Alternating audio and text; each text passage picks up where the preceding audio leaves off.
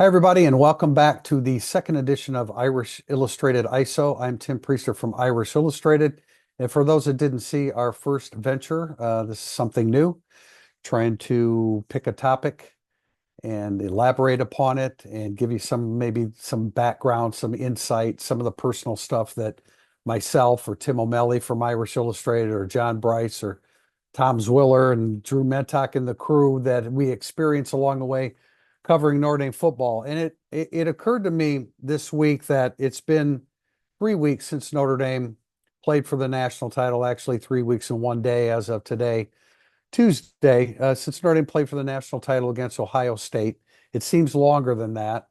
So it was 22 days ago that Notre Dame played Ohio State, 33 days ago they played Penn State, and 43 years ago that we were in New Orleans after the tragedy. We'll talk about that when Notre Dame played Georgia. And what occurred to me was that things happen so quickly once the season's over. And especially in this day and age, because Al Golden, Notre Dame's defensive coordinator, was quickly gone. Shortly thereafter, Chad Bowden, Notre Dame's general manager, was off to USC. Of course, Golden went to the NFL and the Bengals. And then running backs coach Dylan McCullough has gone back to the NFL, which we expected for a while. And quite frankly, him being around for 3 years was probably about the max, or apparently it was the max because he did leave, but I don't think that we expected him to be around more than 2 or 3 years. And then mixed in there was Notre Dame's pursuit of a general manager, which is ongoing. James Blanchard from Texas Tech decided to stay at Texas Tech. So my point being that it seems like we talked about Notre Dame playing in the national championship and their national championship run in a heartbeat, and it was over. And I just felt like today would be a good time to kind of wrap up the playoffs and what that experience was like, our experiences in the media covering this, maybe some stories along the way that didn't come out in podcasts, although we generally talk about pretty much everything that comes up. But when you look back at Notre Dame's playoff run, obviously it was magnificent. 4 playoff games, winning at home against Indiana in pretty easy fashion, even though the score was tightened up. And you guys know, of course, Georgia, Penn State, and Ohio State. And I'll go over those. But this occurred to me when we were waiting for the shuttle bus to go to the stadium for the Orange Bowl. There were some younger sports writers, and I clearly was the oldest one there. And we started talking about, past experiences. And I started adding things up. And now that Notre Dame played, quote, 4 bowl games, I realize that they're not all referred to that, but through the years, it always was 4 post regular season games, which Notre Dame really started going to in earnest right at the beginning of the 69 season, 1970. So there have been 46, quote, bowl games. I've gone to 38 of them, which is pretty astonishing. No, I was not at the Rose Bowl when Knute Rockne took the Four Horsemen to play Stanford, but every other one I could have gone to.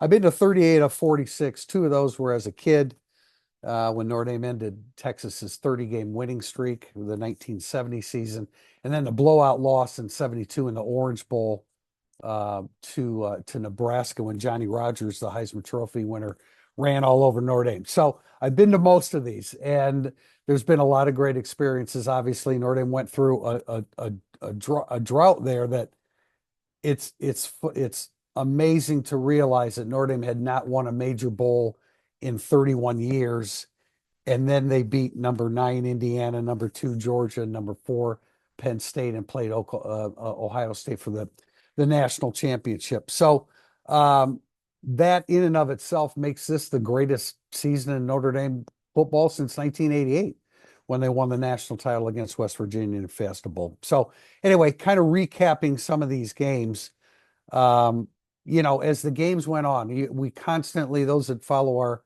Irish Illustrated Insider podcast would hear us say, bridge too far. We said it too many times because Notre Dame's injuries had piled up.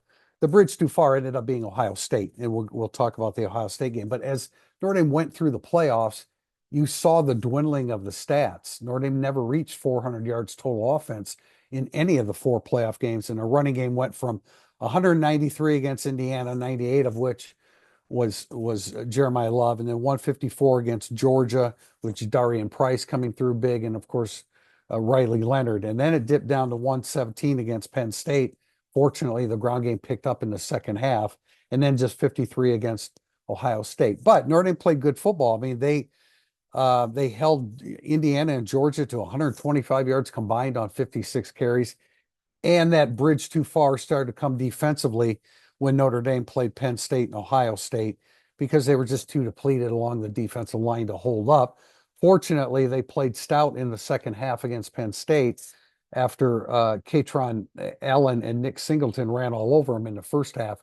And then Notre Dame held that duo to 46 yards in the second half. We expected Trevion Henderson to have a bigger game against Notre Dame, but Quinshon Judkins did for Ohio State. And the difference maker, of course, was Will Howard running the football from the quarterback position, which was just a little bit too much offense for Notre Dame. Well, going back to that Indiana game, there was a lot of talk about Curt Cignetti.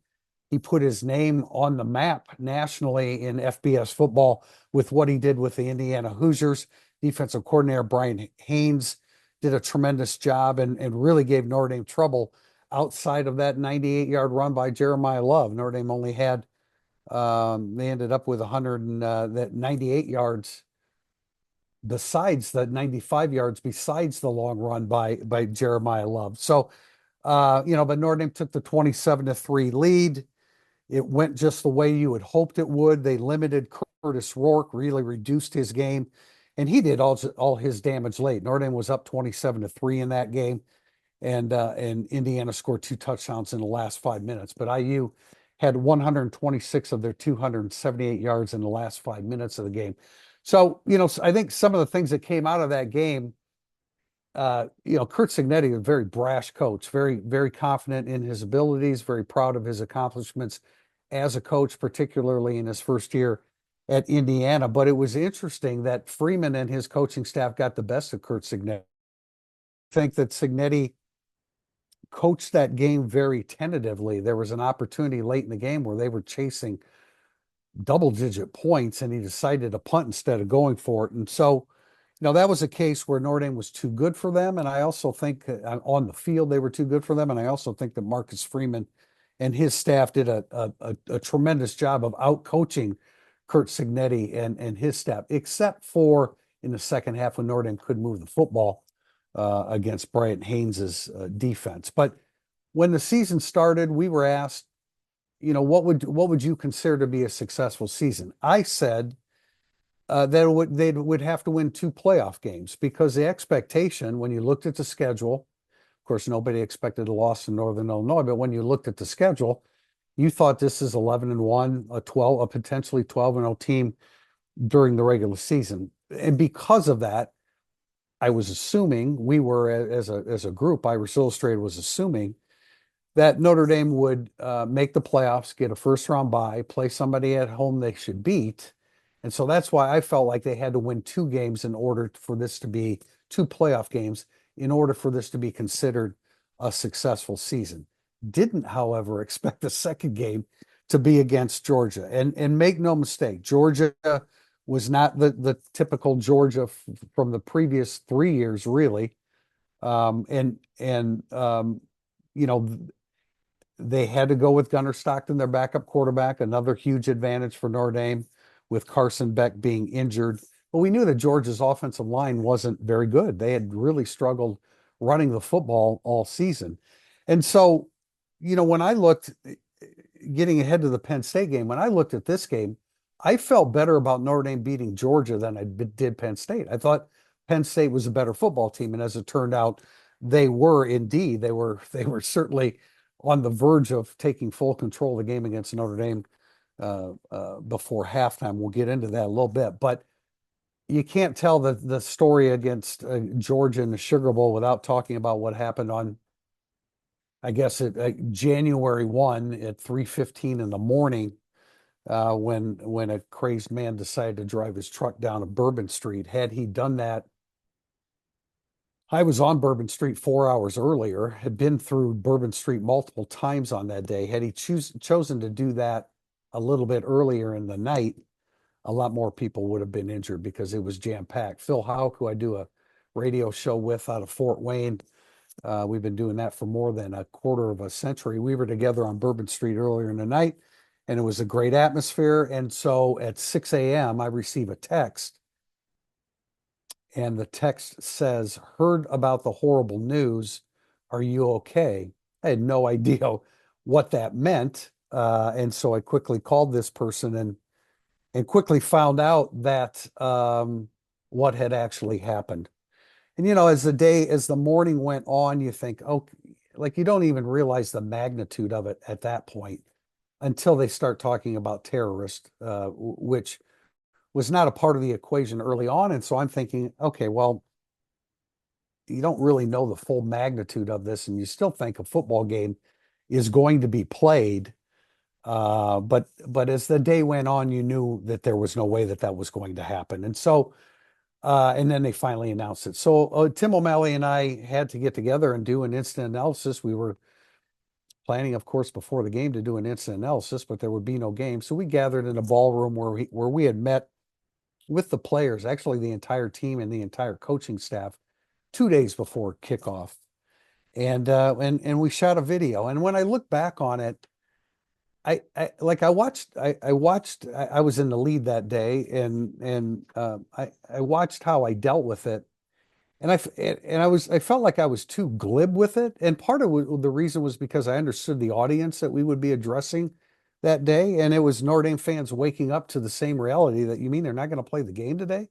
So I felt like I was a little glib in delivering it because I had in mind that Notre Dame fans would be disappointed, by the fact that there would not be a game that day. But that you had to be on site to get a full appreciation of it because the magnitude of what had happened.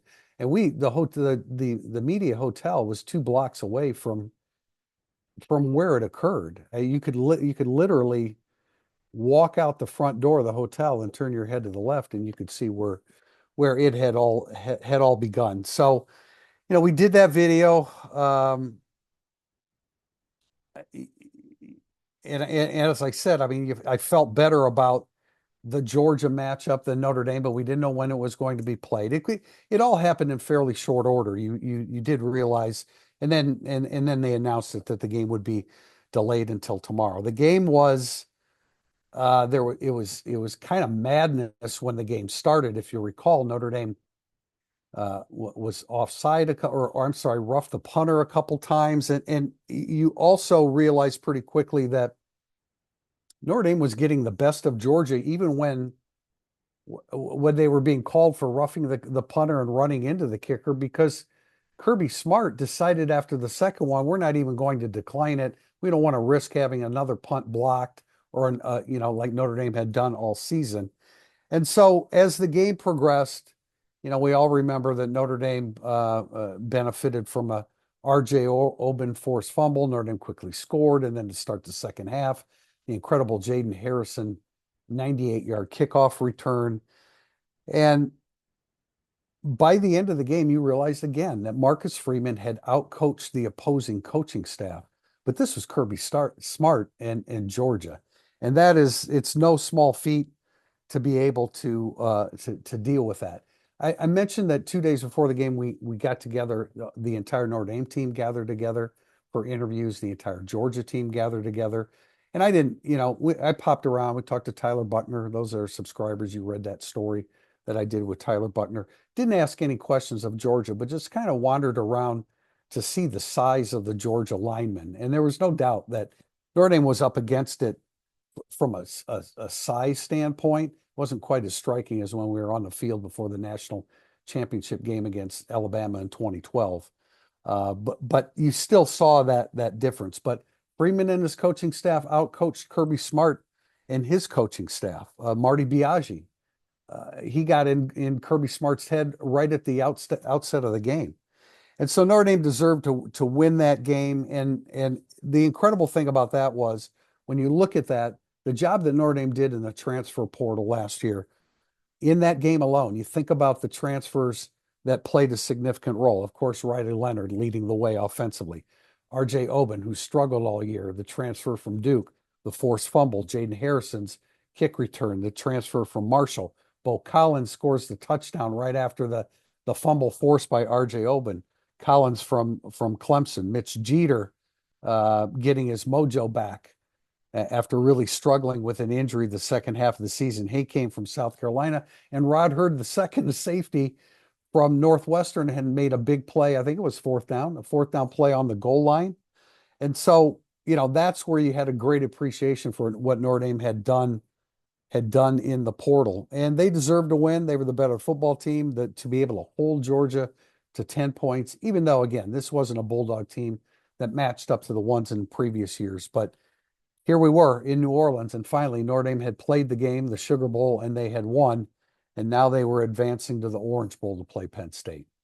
As I said, I thought Penn State was a greater threat than Georgia, and that proved to be true. But one area that I did think that they could take advantage of was the interior defensive line of Penn State. They were deep, they had players, but I didn't see anybody that really, really stood out to me. And in the first half, I started to realize that I was wrong about that. However, I think it had a considerable amount to do with Abdul Carter, their great defensive end, of course, came into this game banged up, but he had a lot to do with, even when Notre Dame was trying to run between the tackles, because he was still active. If he wasn't coming off the edge, he was helping with the interior defensive line. And Penn State's interior defensive line played a lot better than Notre Dame's did that day, at least in the first half. In the second half, it was a great adjustment by Marcus Freeman and Mike Denbrock on offense, because they did some things. And again, if you were following on Irish Illustrated, we talked about this extensively in the tail of the tape a couple of days after the game, that they started really accounting for Abdul Carter. And, they did it with an offensive guard helping out when he had to. At that point, it was Charles Jagusa, who was in for an injured Rocco Spindler. They did things with their tight end to account for him, and Notre Dame just started loosening things up. But at halftime, I wrote this. I wrote this. I write the snap judgments if you get Irish Illustrated, and you try to get ahead at halftime. And at that point, it looked like Notre Dame wasn't going to be able to win this game. And the lead to the story I wrote was bigger, stronger, faster, fresher, and that's exactly the way it looked in the first half until Steve Angeli came in. And let's face it, does Notre Dame follow through and win that game in the second half if Steve Angeli doesn't breathe some life into the offense at the end of the first half? I'm not really sure, but he did a great job, completed 6 of 7 for 44 yards, just kept moving the chains. Notre Dame ended up benefiting from the return of Riley Leonard in the second half, but when you went into halftime, you didn't know whether he was going to be back or not. So, and then fortunes changed. Al Golden, actually, Andy Kolonicki, the offensive coordinator for Penn State, was able to string together 2 long drives in the second half to kind of offset Notre Dame's response to struggling in the first half. But then, Riley Leonard came back in the great house, and you know the rest. But they shut down the one thing that Notre Dame did do in the second half, after giving up 141 yards rushing in the first half to the 2 running backs, Singleton and Katron Allen, held them to 46 yards in the second half. And that was magical. I've been to a lot of bowl games, but the opportunity to be on the field after winning this game, and the confetti's flying, and Notre Dame's going to the national championship, and it's pretty hard to believe that it's happened. After the game, it was a late night, late game, late night, and I can remember working till 3 in the morning. We were shooting a video, of course. We were doing our Irish Illustrated overtime, and slept 3 hours and got up. And I wrote a column. It's called Point After on Irish Illustrated. And I wrote about the culture and some of the things I mentioned that day. Part of the start of my column was with Trent Miles. Trent Miles coached for Tyrone Willingham at Notre Dame, and had worked with Mike Denbrock. He had come back as an assistant, assistant to Mike Denbrock at Notre Dame. and I'd interviewed him in the summer, and I led my column after the Penn State game with him talking about his love for Notre Dame and coming back to help Notre Dame win a national title. And as I went further into that piece that I wrote, uh, I quoted Riley Leonard after the Penn State game, and he said the biggest thing he was asked, "What's the biggest thing that the country has learned about Notre Dame?" And Riley Leonard said the biggest thing they learned is that culture wins and that this is a special place for a reason. And Marcus Freeman had some great things to say after the game. He said, you have to,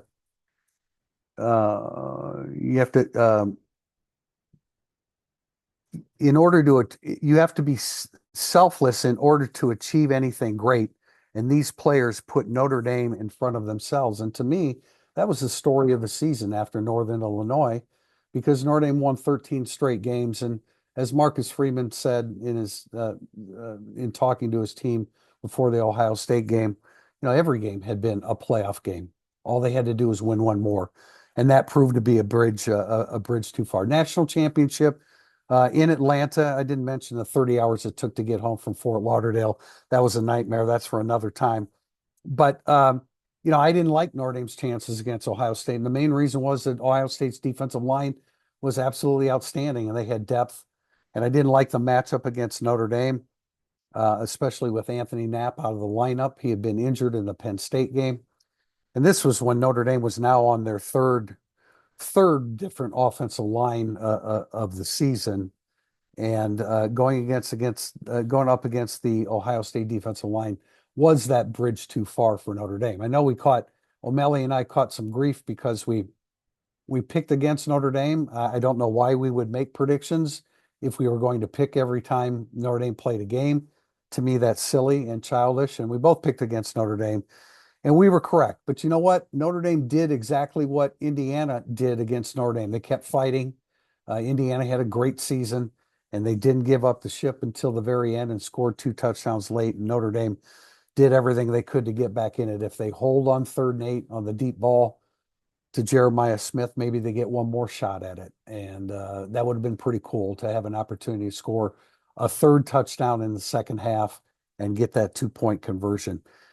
The post-game locker room, there was much made of that. Well, actually, before I get that, the part of the post-game was Marcus Freeman and Riley Leonard and Jack Kaiser came in. And Jack Kaiser, I'm sure a lot of you people have seen the video of it. Jack Kaiser was extremely emotional after the game.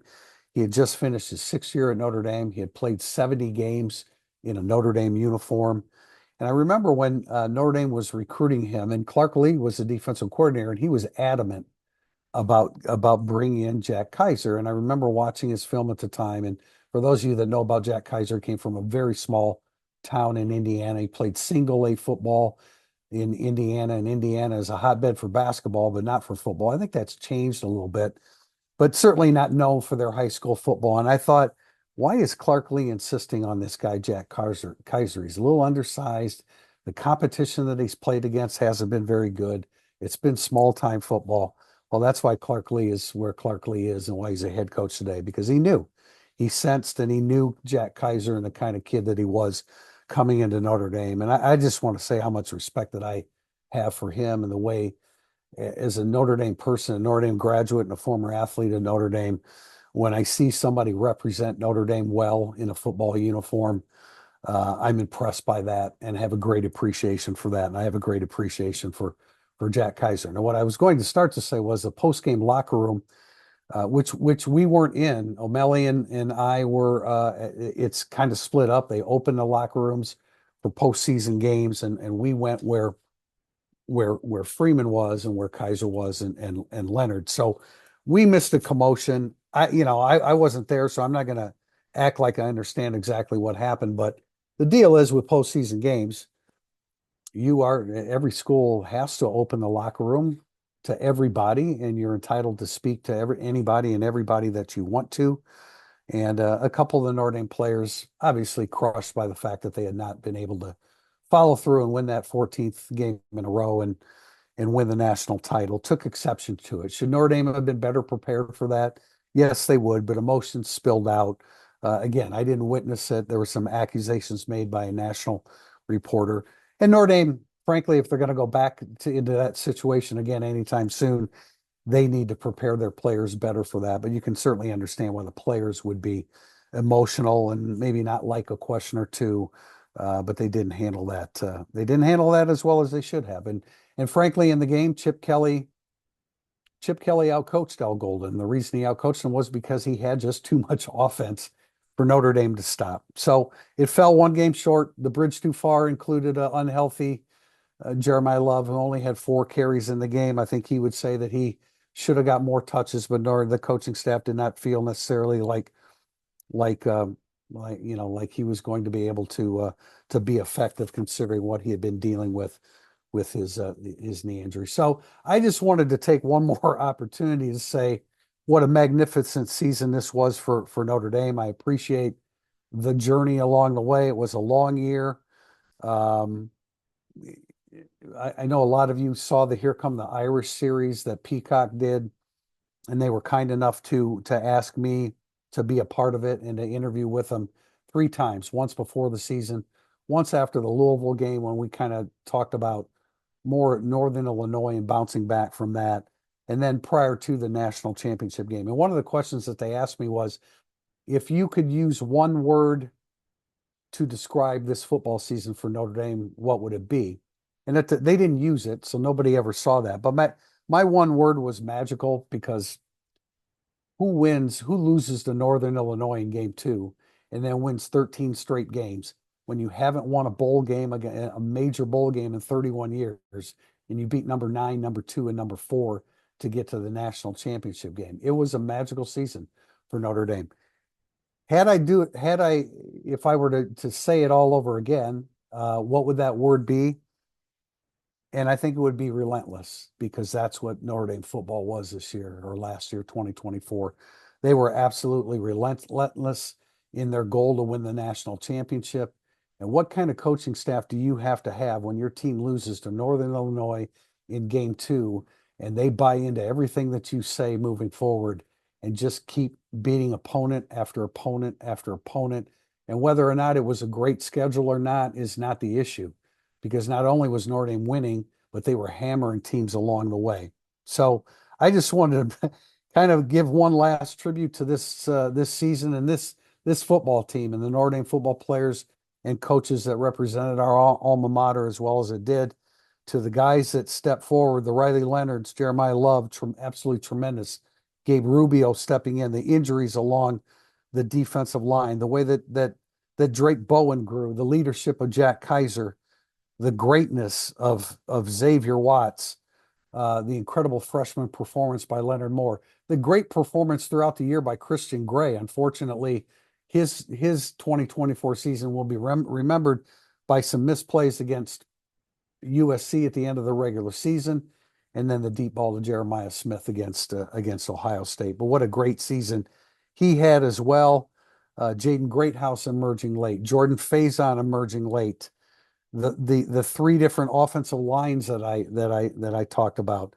I think Notre Dame fans, now that we've moved on to 2025 and all the changes, and we're on to the next season, but I hope that Notre Dame fans take a moment once again to embrace what this season did and recognize that this program needs to continue to improve. They've got a lot of great leadership that needs to be replaced, but when it was all said and done, the culture that Marcus Freeman created in the buy-in from the players was absolutely magnificent.